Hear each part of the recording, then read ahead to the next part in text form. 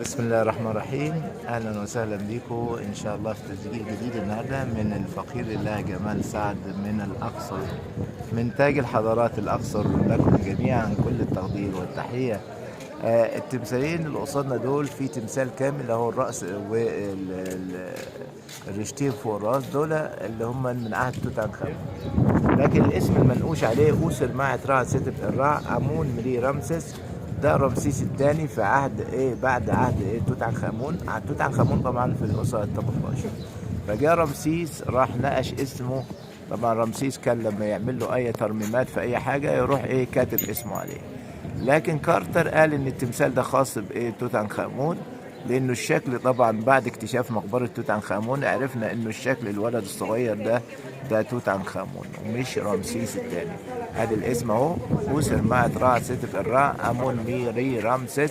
لو في اي اختلاف في وجهات النظر مرحب باي حد واهلا وسهلا، لكن الراجل ده توت عنخ امون، وعشان كده الخد بتاعه فوق هتلاقيه ظاهر. تماثيل رمسيس الثاني انصحك كده، رمسيس لما كان يكتب على اسمه على اي تمثال احيانا طبعا كان يؤمر النحاتين انه يعملوا شارب للخدود. يعني ايه؟ يعني ينحتوا الخدود شويه، لانه اسره توت عنخ امون وامنحتب كان خدودهم كبيره شويه كده، مدوره، يعني وشوشهم مدوره. لكن رمسيس وعيله رمسيس وشوشها طويله طول.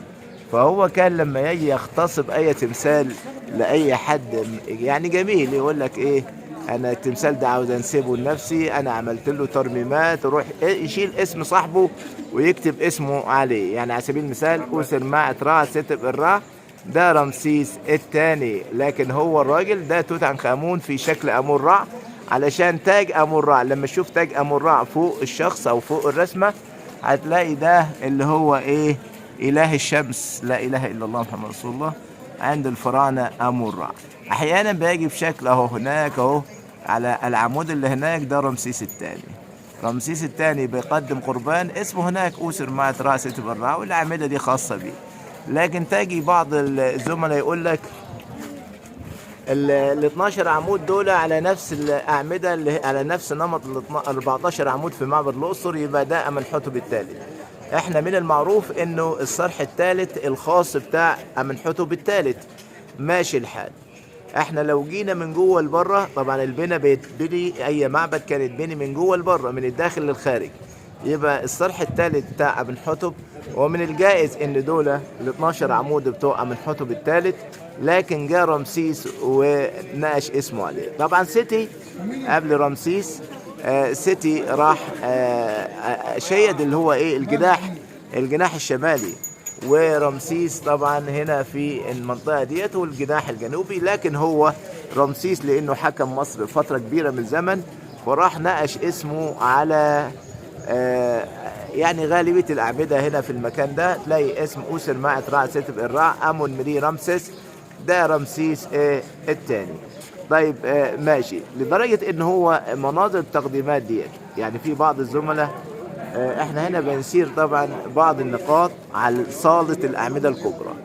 اللي موافق ماشي، اللي مش موافق يناقشني يقول لي صح او غلط. الأعمدة مثلا كترتها كده، يعني في بعض الزملاء يقول لك ال 134 عمود دول اللي هم من فترة حكم سيتي وفترة حكم رمسيس. طيب هل هو رمسيس كان ضامن انه هو عارف نفسه هيحكم كام سنة؟ مثلا 67 سنة وسيتي كام سنة وكده؟ لا، هو سيتي قبليه طبعا، ده ابوه. لكن هو طبعا لا، ما ينفعش نقول فترة حكم الفترتين ودول عدد السنين الفترتين اللي هو سيتي ورمسيس، ده كلام مغالط فيه. بعض الناس تقول اعياد باعياد السنة، 134 عمود و 134 عيد. فطبعا اسماء الاعياد دي؟ انت بتقول اعياد، قول لي اسماء الاعياد دي ال 134 عيد دول. طبعا ده كلام مغالط فيه. طيب الاقرب للصح انت لما تيجي هنا تشوف في صالة الاعمدة الكبرى، الحجارة دي اللي حول كل عمود تحت خالص دي كانت بمثابة موائد للقرابين. يعني علية القوم بس هم اللي كانوا يدخلوا هنا في الصالة ويقدموا القرابين، وكانوا يضعوها حوالين الأعمدة.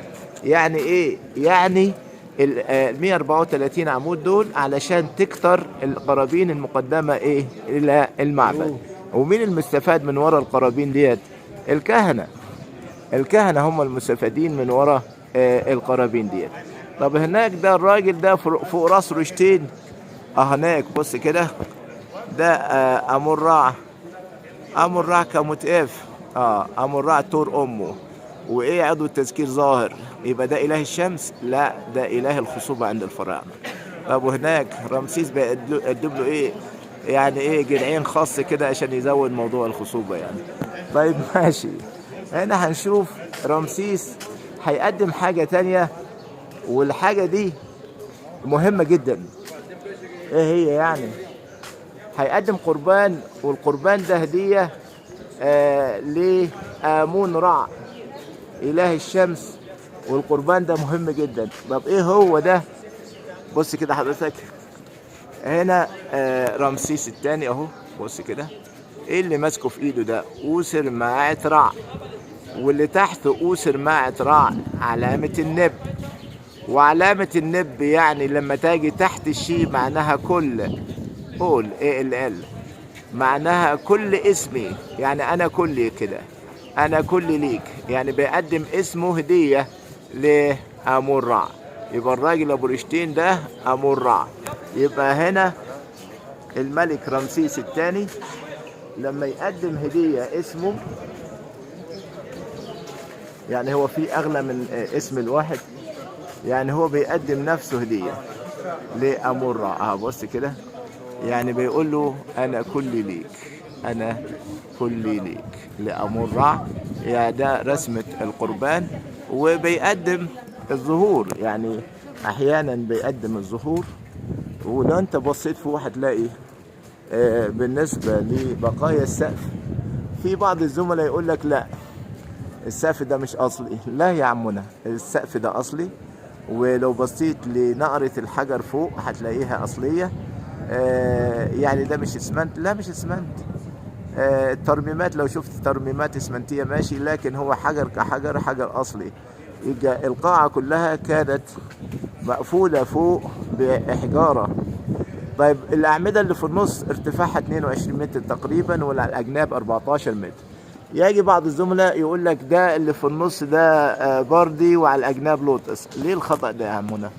لا ما يصحش، ده بردي، كله بردي. بردي بزهرة مفتحة في النص، وبردي بزهرة مضمومة على الأجناب، يشبه مستنقعات نبات البردي.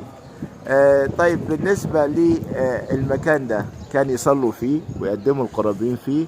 واللي بدأ إنشاؤه لو قلنا من حتب الثالث ال 12 عمود اللي في النص، وبعدين استغلهم رمسيس وكتب اسمه عليه. وسيتي الأول أبوه، طبعا أبوه هو كان مشير الجناح الجنوبي ده الشمالي ده، لكن رمسيس تلاقيه في كل مكان هنا ايه راح كتب اسمه مكان اسم أبوه. يا خبر ابيض، يعني سيتي الاول ده اللي هو راجل طبعا بالنسبة لرمسيس ده ابوه، ازاي يعني يشيل اسمه ده؟ تعرف حضرتك ان سيتي ده ليه بعض الكتابات في الناحية الجنوبية، لكن رمسيس راح شال اسمه، يعني بعض النقوش والإسهامات في الناحية الجنوبية. جاء رمسيس راح شال اسمه من ايه؟ من على الخراطيش، وكتب اسمه عليه، كتب اسم أوسر ماعة رع ست بالرع. طيب لكن هو كان فنانين بتوع سيتي الأول طبعا كان فيهم بعض الدهاء. الدهاء، أيوة الدهاء. إيه يعني؟ تصور حضرتك هتلاقي مثلا سيتي هو بيقدم قربان صينية كده فيها قرابين، ده سيتي ماشي، لكن الاسم اللي فوق ده رمسيس. طبعا هو كان ايه بالنسبة لرمسيس كان يقول لك انا رممت، وانا يعني كان ده متهدم، وانا يا عمونا ترمم وتشيل اسم صاحبه ليه؟ طيب ما تخلي اسم صاحبه جنبك. لكن هنا بص كده الصينية فيها ايه اهو، من ماعة رع. بص كده يعني ايه بص كده هتلاقي اسم سيتي في الصينية اهو. بص كده هتلاقي من، وهتلاقي الريشة، وهتلاقي الرمانة زي شكل راع، يعني من معك راع. ده اللي هو ايه، المثبت من عدالة راع. ده اللي هو اسم سيتي الثاني، يا سوري سيتي الاول ابو رمسيس الثاني. ويا كأنه حاله بيقول يعني لو حد شال اسمي فانا بقدم اسم هدية لامون رع وموت. ده امون رع وموت اهو، ده امون رع وموت. فالراجل سيتي اهو، حتى تلاقي في الرقبة بتاعته الشخطتين اللي احنا ايه اتكلمنا عليهم قبل كده، في خطين كده في الرقبة. والرقبة ده بعد سن ال40 طبعا الواحد بي ايه بدل الخطوط اللي في الرقبة.